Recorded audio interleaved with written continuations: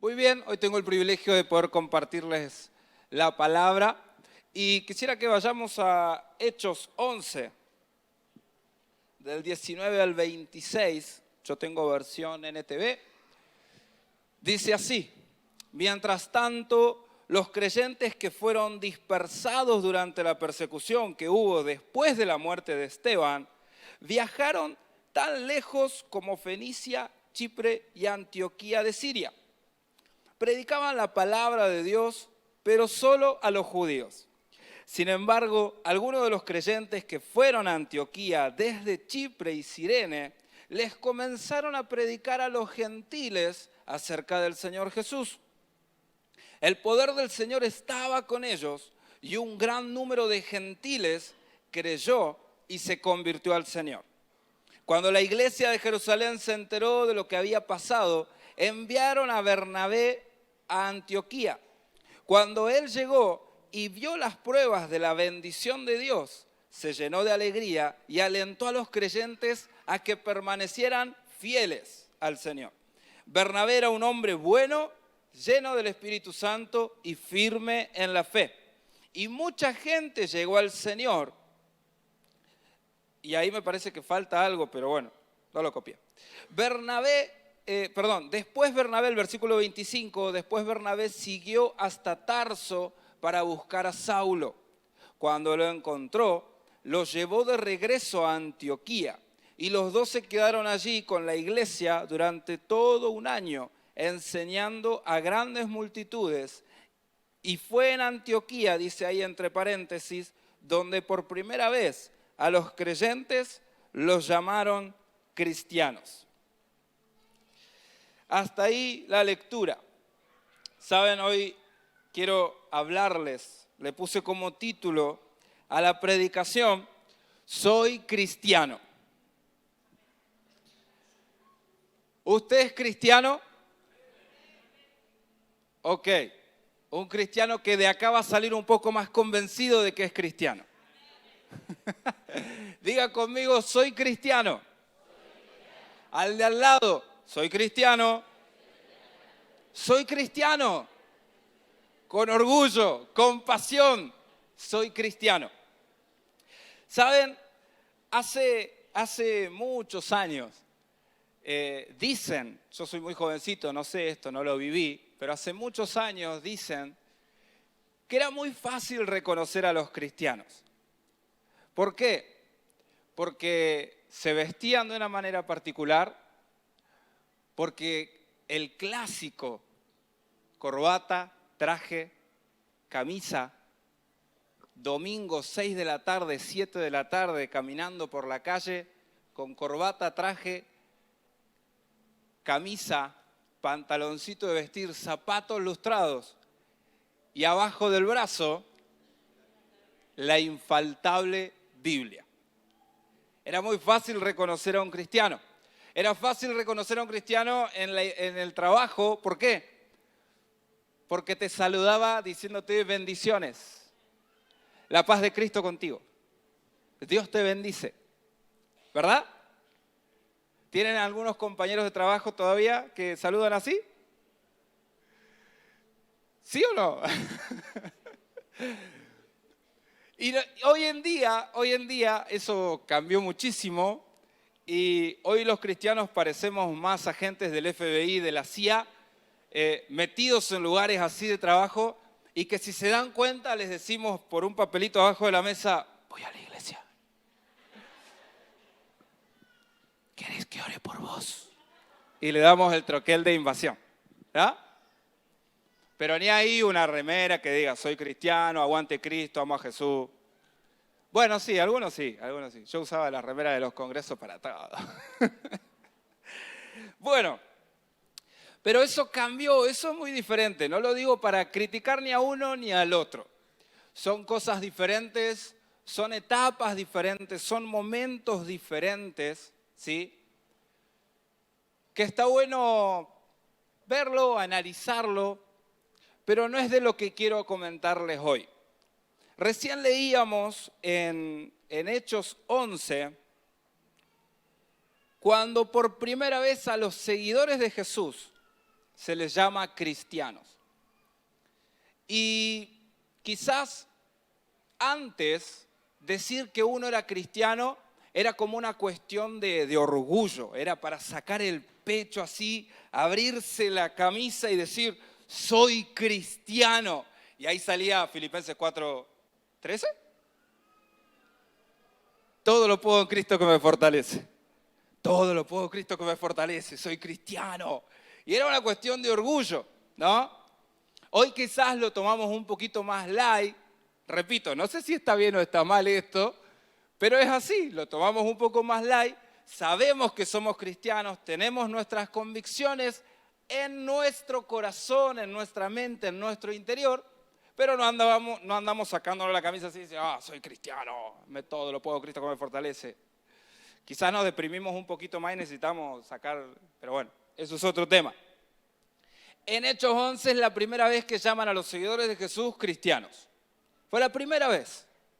No lo habían hecho antes. Y encima, en el lugar donde lo hacen, es en una ciudad que se llama Antioquía. Antioquía era una ciudad muy grande, una de las 3 ciudades más grandes de ese entonces. La tercera, el lugar de grandeza, era Antioquía. Creo que estaba, bueno, no me acuerdo ahora qué estaba, no lo anoté. Pero Antioquía era una de las 3 ciudades más grandes de ese tiempo. Y era un pueblo romano, era dominado por gente romana. Lo extraordinario de Antioquía es que, si usted lee los relatos de antes, de hecho, se va a dar cuenta que mataron a Esteban, que de hecho lo leímos recién. Esteban fue el primer mártir, la primera persona que mataron por causa de Jesús, por causa de Cristo. Es la primera persona que mataron. Cuando empieza la persecución, matan a Esteban, empieza la persecución, los cristianos, que no eran cristianos hasta entonces, se empezaron a escapar para todos lados, se fueron. Cuando se fueron, entraron a un par de ciudades y dice la Biblia el detalle que le iban predicando a la gente, pero le iban predicando a la gente como ellos. Le iban predicando a los judíos. No le hablaban de Jesús a otras personas, no le contaban de Jesús a otras personas, no le mostraban el poder de Dios a otras personas que no sean judíos. Pero dice la Biblia que un par de locos chiflados se animaron a hablar en Antioquía. Y Antioquía, si bien era una ciudad muy grande, era una ciudad muy inmoral. Era una ciudad que estaba muy bien económicamente, muy posicionada, era una ciudad de negocios, de gente rica, de mucha gente rica, pero como había mucha gente rica, también había mucha inmoralidad, había mucha corrupción, había mucho pecado. Nada que ver con la realidad de nuestro país, es otra cosa, ¿sí? Pero había mucha inmoralidad.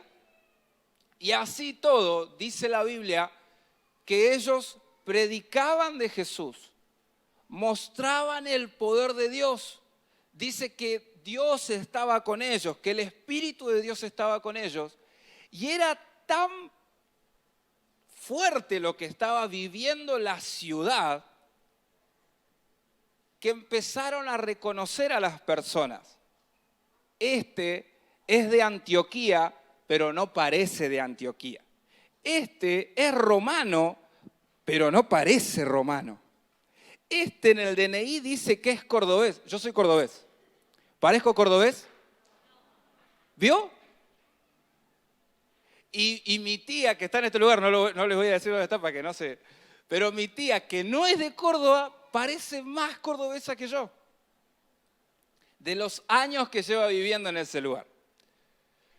Y así pasaba con la gente de Antioquía. De repente, sos de Antioquía, pero parece que no sos de acá. O sea, sos diferente. Algo está pasando.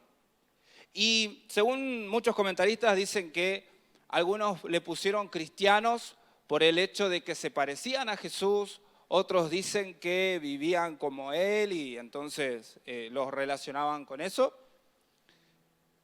pero si me dejan poner un granito de mi opinión, no soy teólogo ni mucho menos, pero me gustaría poner un granito de mi opinión. Era un tiempo de persecución, era un tiempo donde mataban a gente que decía seguir a Jesús o que vivía como Jesús. Yo no creo que en ese tiempo andaban, soy cristiano. Pero la evidencia, dice que cuando fue Bernabé y Saulo, vieron la evidencia de lo que Dios estaba haciendo en Antioquía y era muy zarpado. Era evidente que estos tipos seguían a Jesús. Entonces, cuando yo pienso y veo todo el panorama completo, para mí, repito, el llamarlos cristianos fue una cuestión más despectiva. Yo creo que la gente, los romanos, los de Antioquía, cuando los llamaban cristianos, no solamente les estaban haciendo bullying como quizás nos hacen a nosotros, nos hicieron a nosotros en la adolescencia. Ah, soy cristiano, vale, iglesia, jajaja. No, yo creo que el bullying iba un poco más allá. Yo creo que decirle cristiano a alguien en ese momento era una sentencia de muerte. ¿Sabe por qué? Porque para mí, en mi opinión, le estaban diciendo, vos que te pareces a Jesús, vas a terminar como Él. Muerto en una cruz por una causa que hizo. Eso es lo que yo creo que la gente le estaba diciendo cuando le decían cristiano. Mirá, ahí va otro que va a morir como el Cristo. Ahí va otro que va a morir como Jesús. Ahí va otro más de esos. Ya tiene la sentencia de muerte. Estaban en una época de persecución. Mataban a los que se parecían a Jesús. Llamarlo cristiano era como hoy en Cuba hablar mal del gobierno de Cuba. Como en Venezuela hablar mal del gobierno de Venezuela. Mataban a los que se decían cristianos o a los que acusaban como cristianos. ¿Alguno leyó la Biblia o vio las series o las novelas o las películas? Porque por ahí no leyeron la Biblia. Pero vieron que dice que los fariseos inventaban cosas para acusar a Jesús y llevarlo a la muerte. ¿Vieron? En ese tiempo acusar a alguien y dar testimonio encima era como una condena, no iban a juicio, no había prueba, no había cámara de seguridad, no había... O sea que decirle a alguien cristiano literalmente era decirle, estás muerto. Devolveme mi vasija de aceite. No, cristiano, chao, que lo mate. Yo creo que ese era un poquito el panorama. Puede leerlo, puede buscar, puede investigar, está re bueno, hay que leer la Biblia, hay que investigar. Y eso es algo de lo que yo quisiera hablarles hoy en realidad. Yo le puse como título, soy cristiano, porque creo que, bueno, no es algo que yo quise hacer, es algo que el Señor me venía hablando. Yo creo que tenemos que afirmar nuestra vida de cristiano. Y creo que estos cristianos o el cristiano en sí tiene que tener tres características para mí, tres características súper básicas con las que no podemos no ser identificados como cristianos. Y una de esas características, o la primera o el primer punto, es fundamentos sólidos. Un cristiano tiene fundamentos sólidos. Diga conmigo, soy cristiano. ¿Y qué tan sólidos son tus fundamentos? Hay un dicho de un político que dice, puedo tener fundamentos, pero si querés tengo otros. Ya me parezco al pastor y me río solo. Pero no importa, yo entendí la referencia. Dice Colosenses 1, del 21 al 23. Eso los incluye a ustedes, que antes estaban lejos de Dios, eran sus enemigos, separados de él por sus malos pensamientos y acciones, pero ahora él los reconoció consigo mediante la muerte de Cristo en su cuerpo físico. Como resultado los ha trasladado a su propia presencia y ahora ustedes son santos, libres de y pueden sin ninguna falta. Pero deben seguir creyendo esa verdad y mantenerse firmes en ella. No se alejen de la seguridad que recibieron cuando oyeron la buena noticia. Esa buena noticia ha sido predicada por todo el mundo y yo, Pablo, fui designado servidor de Dios para proclamarla. Dice, deben seguir creyendo esa verdad y mantenerse firmes. ¿Mantenerse cómo? ¿Qué quiere decir? Que el Señor ya te hizo santo, ya te hizo libre de culpa y te podés presentar ante Él sin ninguna falta. ¿Cuántas veces te escapaste del Señor como yo? Porque te sentiste impuro, no santo. Porque te sentiste con culpa y porque pensabas que el Señor te estaba viendo como un sucio puerco cochino.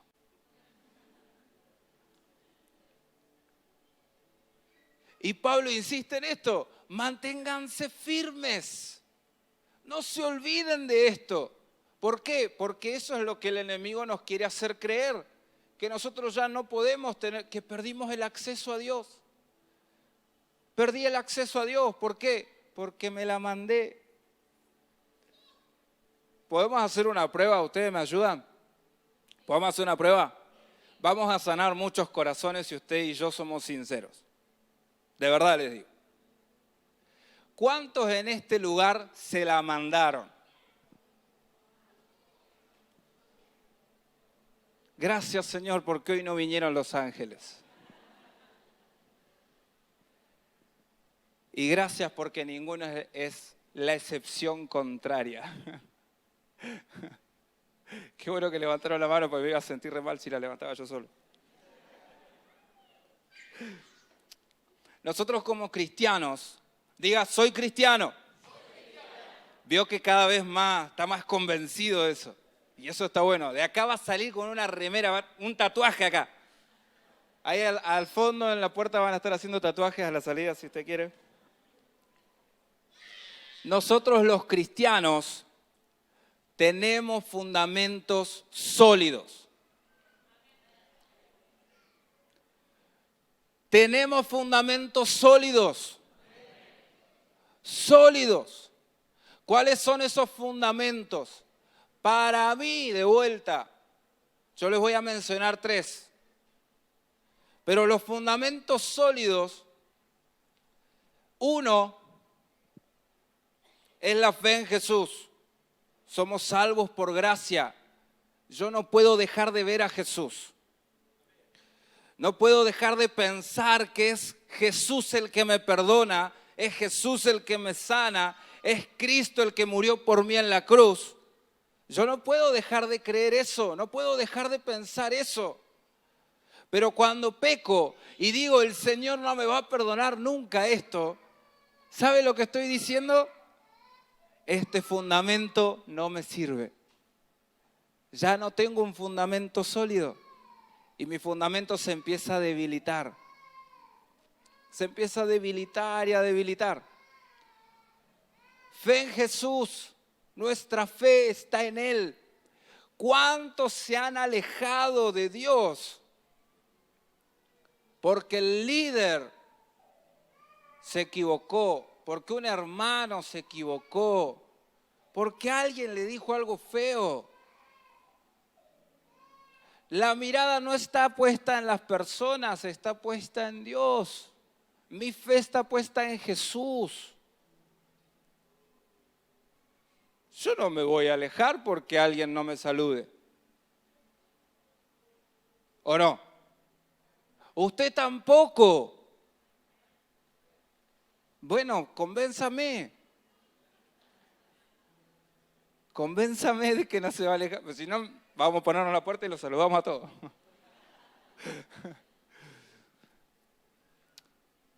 Miramos a Jesús. Si el hermano de al lado no te perdona, Jesús te perdona. Jesús te perdona. No podés no mirar a Jesús. Ese es uno de los fundamentos. El otro, la oración. Un cristiano, para mí un cristiano que no ora no es cristiano. Yo tranquilamente podría estar compartiendo el mensaje acá en este lugar y no ser cristiano. Usted sabe eso, ¿no? Usted puede estar sentado ahí, y por favor no se ofenda por esto, pero puede estar sentado ahí escuchando la palabra todos los sábados, levantar la mano, llorar y no ser cristiano. Porque ser cristiano no es participar acá o llevar la Biblia bajo el brazo o hacer invasión abajo de la mesa.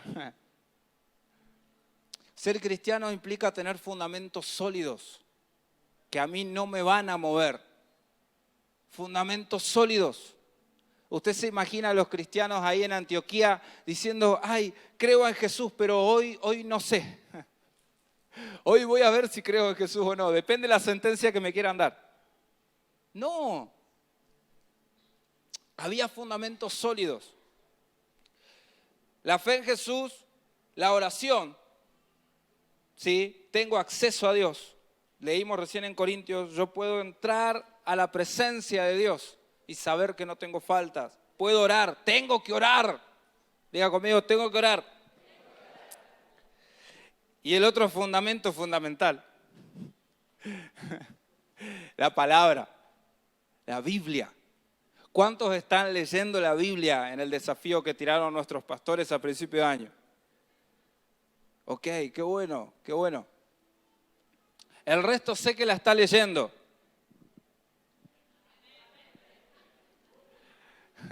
Por fe, lo veo en el Espíritu. ¿Cómo puedo? Hay muchos jóvenes acá, ¿no? Hay muchos jóvenes, no voy a pedir que levanten la mano porque después me van a retar que pregunto mucho.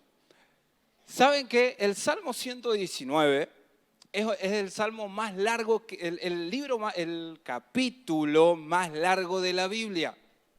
Tiene 150 versículos. Sí, el Salmo 119 tiene 150 versículos.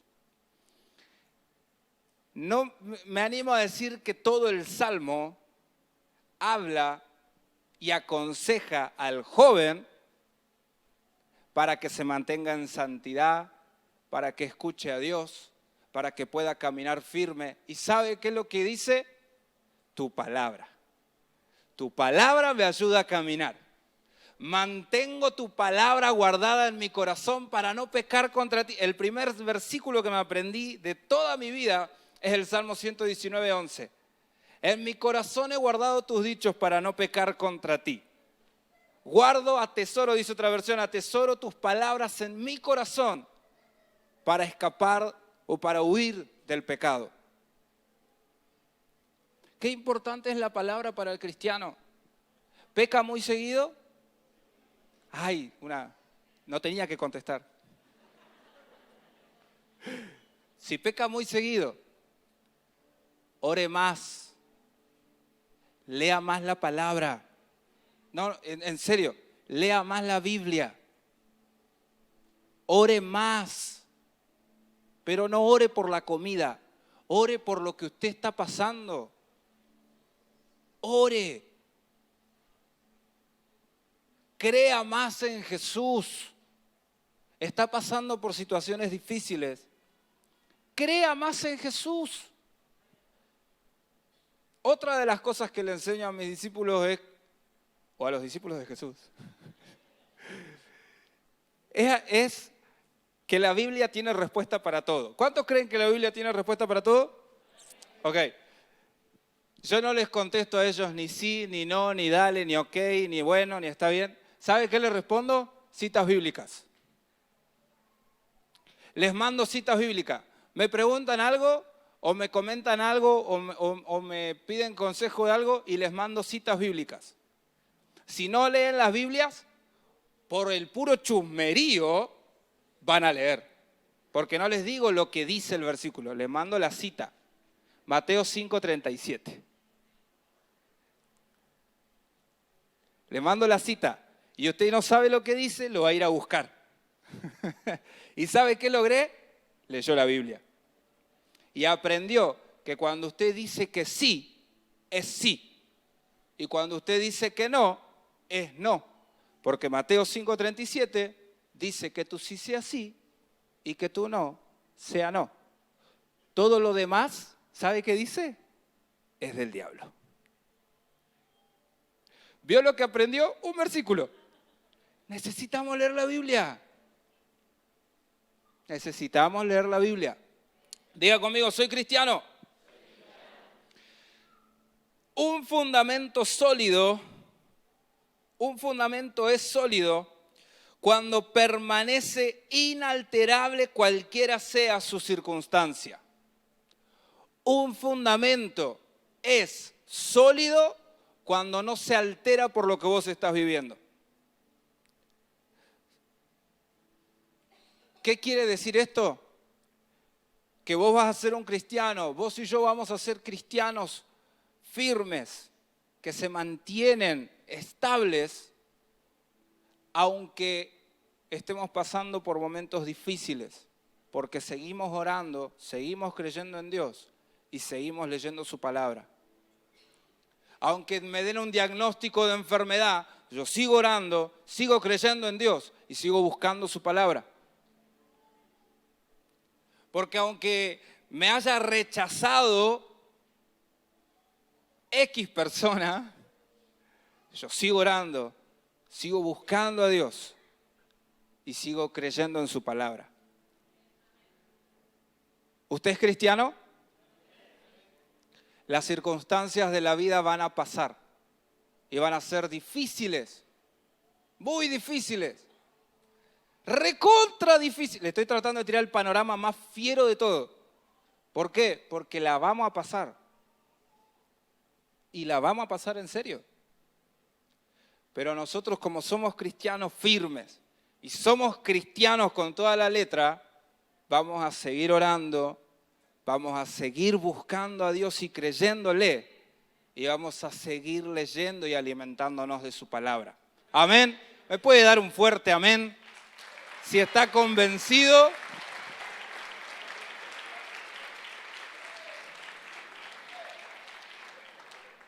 Gloria a Dios.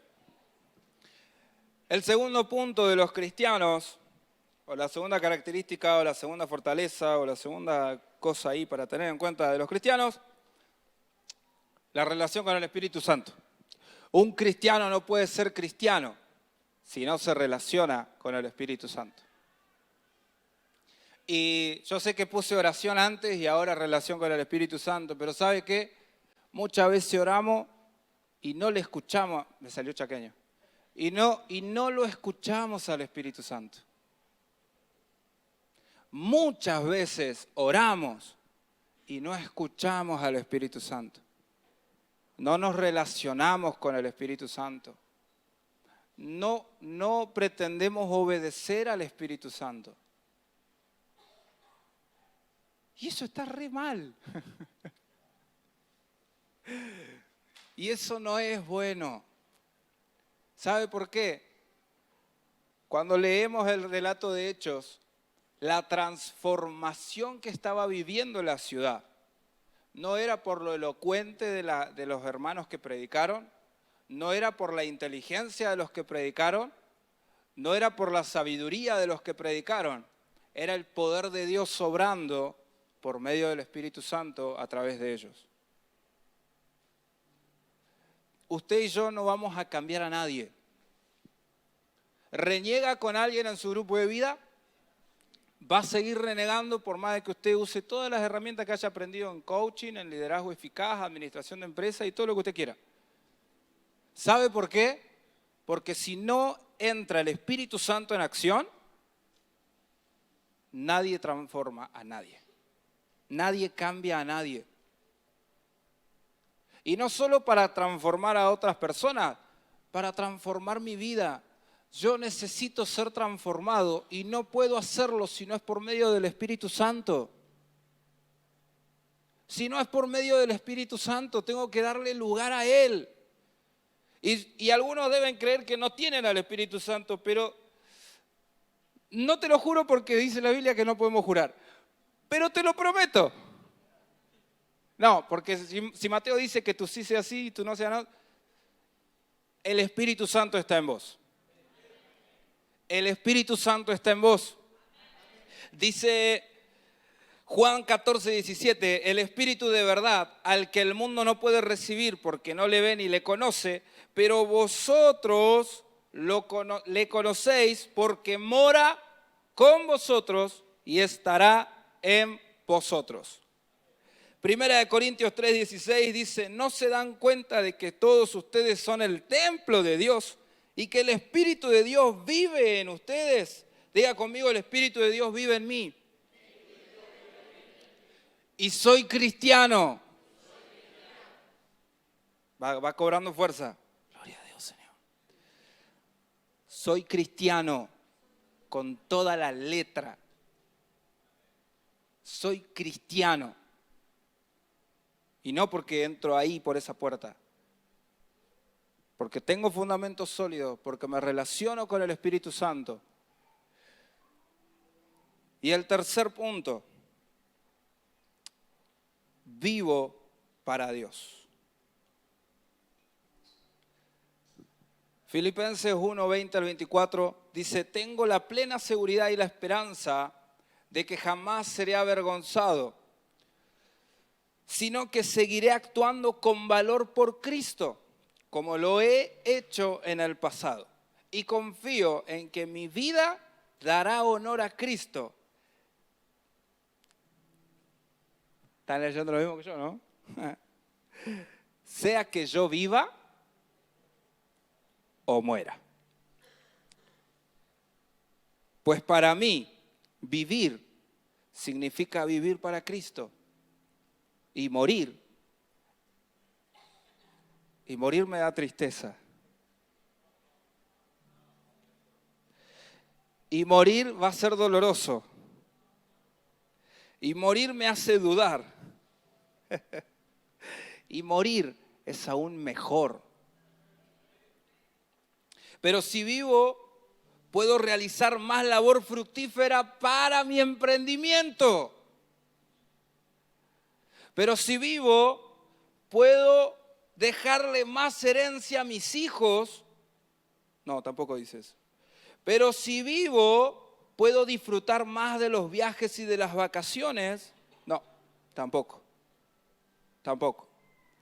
Dice, pero si vivo, puedo realizar más labor fructífera para Cristo.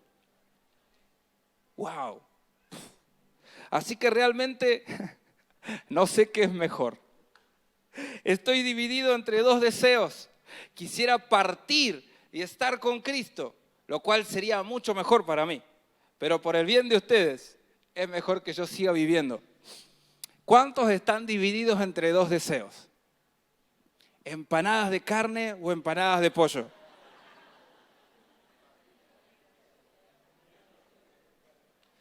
No soy profeta, no leo mentes. Pero tengo carne y sé lo que está pensando. Estoy dividido entre dos deseos. Vivir o morir. Cualquiera de las dos cosas tiene que servir para acercarme a Cristo. Este tipo estaba loco. Pablo estaba loco.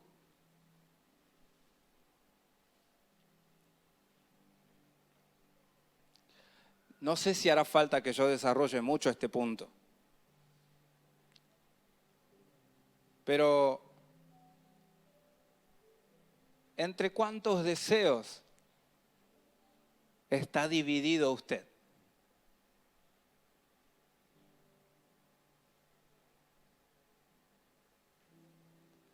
¿Cuántas cosas son las que están tirando su corazón?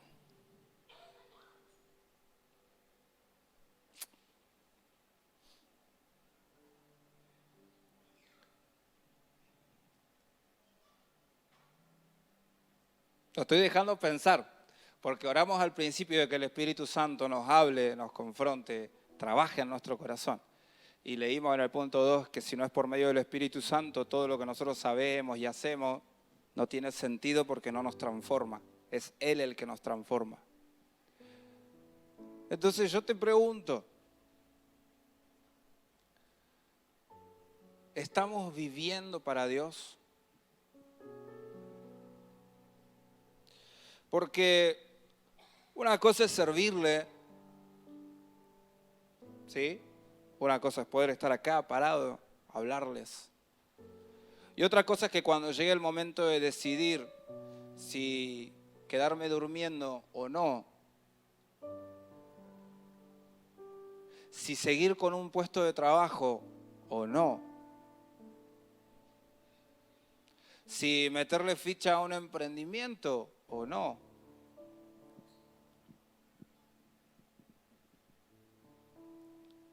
Para mí el vivir es Cristo, dice Pablo. Y si muero salgo ganando. Pablo no vivía para otra cosa que no sea para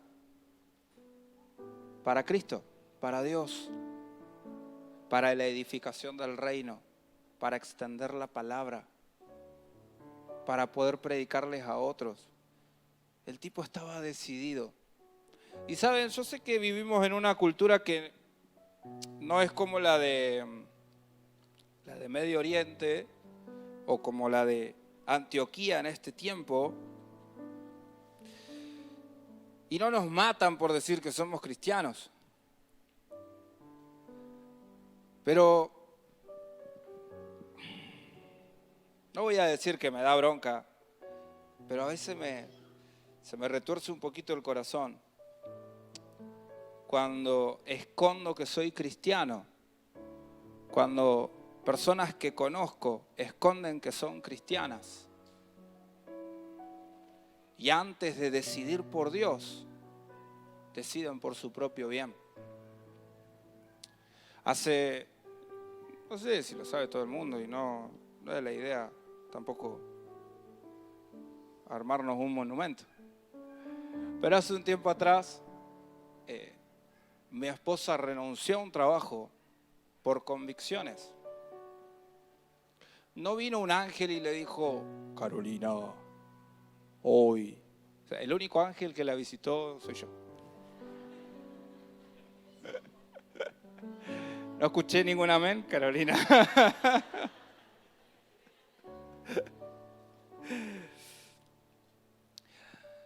No hubo una zarza ardiendo que le estaba diciendo, sí, renuncia por mí y lo tomaré como una ofrenda. No, había convicciones firmes. ¿Por qué? Porque vivimos para Dios, había fundamentos sólidos. ¿Por qué? Porque no vamos a crear o a formar o a militar para algo que no sea para la iglesia de Dios, que no sea para el cuerpo de Dios, que no sea para el reino de Dios. Y tuvo que renunciar. No la obligó nadie. Mis compañeros en el trabajo me decían, ¿no te deja tomar la iglesia? No quiero tomar, no quiero. ¿Por qué? Porque no quiero. Porque el Señor me dio libertad. Y yo puedo decidir entrar en un mundo o no. Entrar en algo o no. Y aunque vos te me burles, no voy a tomar porque no quiero. Y eso no me lo vas a sacar. Era tal la convicción que yo tenía que me esperaban y me compraban gaseosas en los asados. Hacían los asados los sábados y esperaban para cocinarlo para después del culto. Yo salía del culto, iba y me sentaba y comíamos el asado y había gaseosa.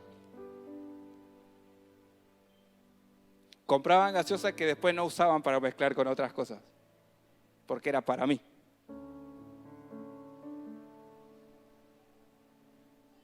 Tenemos que ser cristianos firmes.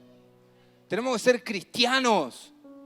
No nos puede dar vergüenza decir que somos cristianos.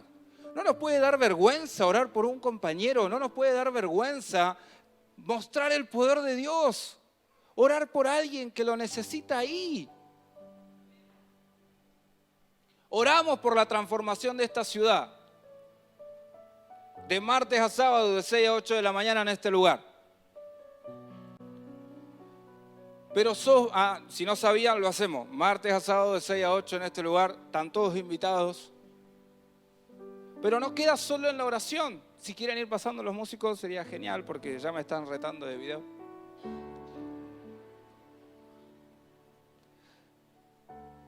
Pero la transformación también viene por personas como vos, como yo, que en donde estamos somos cristianos. Y sabemos decirle no a las cosas. Y sabemos vivir para Dios. Les decía, en esta cultura a nosotros no nos matan por decir que amamos a Dios. Tenemos demasiada libertad. Demasiada libertad.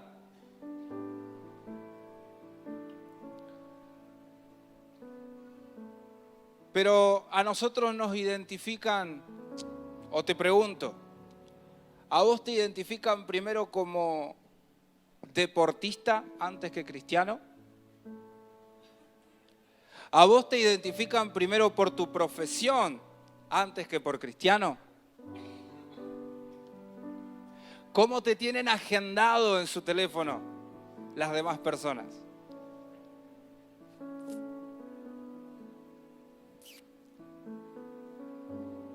Por las dudas, espero no haber entrado en un terreno escabroso. Pero qué bueno sería que diga Adrián, el de la igle, Daniel, el que ora, y no Daniel, el que llega tarde, Daniel, el que fuma a veces, cuando no está en la iglesia. Somos todos re lindos en este lugar. Pero les aseguro que siendo cristianos afuera, somos más lindos todavía. Y aunque usted no esté convencido, ya lo va a ver y me va a dar la razón. ¿Quieren ponerse de pie?